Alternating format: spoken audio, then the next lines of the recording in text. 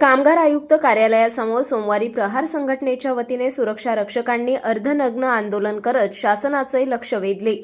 नवीन GR नुसार घेण्यात येणारी मैदानी चाचणी अनेक सुरक्षा रक्षकांसाठी अशक्य असल्याचा आरोप आंदोलकांनी केला। 63 सुरक्षा रक्षकांच्या भरती प्रक्रिया जुन्या GR नुसार राबवावी आणि 2022 मध्ये काढलेला नवीन GR तत्काळ रद्द करावा अशी ठाम मागणी यावेळी करण्यात आली। प्रहार कामगार जिल्हाध्यक्ष गौरव ठाकरे यांच्या नेतृत्वाखाली हे आंदोलन झाले।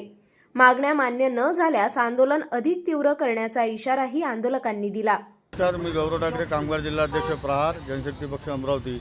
आपल्या इथे 2022 पासून सुरक्षा रक्षक मंडळ अमरावतीमध्ये बऱ्याच आस्थापनेवर जलसंपदा, विद्युत, महावितरण या ठिकाणी सुरक्षा रक्षक कार्यरत आहे। ठेकेदाराची पिळवणूक होऊ नये म्हणून एक 2006चा जुना GR होता। त्या GR मध्ये सुरक्षा रक्षकांची नोंदणी करायची आणि मंडळ त्यांना समाविष्ट करून घेण्याचा असा एक GR होता। पण येणाऱ्या नवीन सरकार, भाजप सरकार, माननीय देवेंद्रजी फडणवीस यांनी तो GR 2025 रोजी रद्द करून त्या GRला पोलिसांप्रमाणे चाचणी करण्यासाठी दिली आहे। आणि हे सुरक्षा रक्षक जेवढेही आहेत, हे सुरक्षा रक्षक 1600 मीटरची धावणी, गोलाफेक पोलिसांप्रमाणे भरती देऊ शकत नाही। आजच्या तारखेत जर आपण एखाद्या पोलीसवाल्याला सुद्धा ही रनिंग करायला लावली तर तो सुद्धा हे ड्युटी रनिंग करू शकत नाही।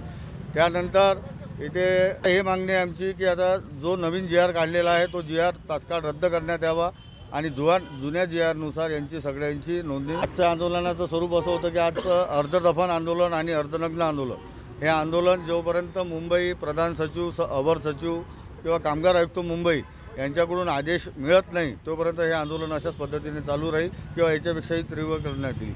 माझं नाव सपना आकाश लंगोटे आहे। माझी आई 17 जुलै रोजी मरण पावली। माझी आई नोकरीवर होती, सुरक्षा रक्षक म्हणून अनुकंपातून लागली होती आणि तिची जागा रिक्त होती। त्या जागी मी फॉर्म भरला तर GR जुनानुसार मला तिथं रिक्तपदी लावून द्या। शासनाला हीच माझी मागणी आहे। नवीन जो GR आहे तो रद्द करावा आणि जुन्या GR नुसार मी तिथं कार्यरत लागावं माझ्या आईच्या ठिकाणी। जे आईचे जे रोजीरोटी होती ते आमच्या घर पूर्ण होऊन जाईल।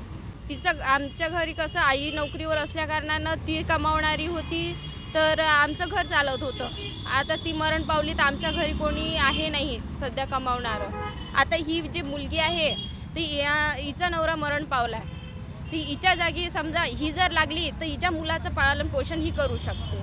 म्हणून शासनाची कडे हेच मागणी आहे आमची की जे जुना GR होता त्यानुसार चालावे व नवीन GR आहे तो रद्द करावा।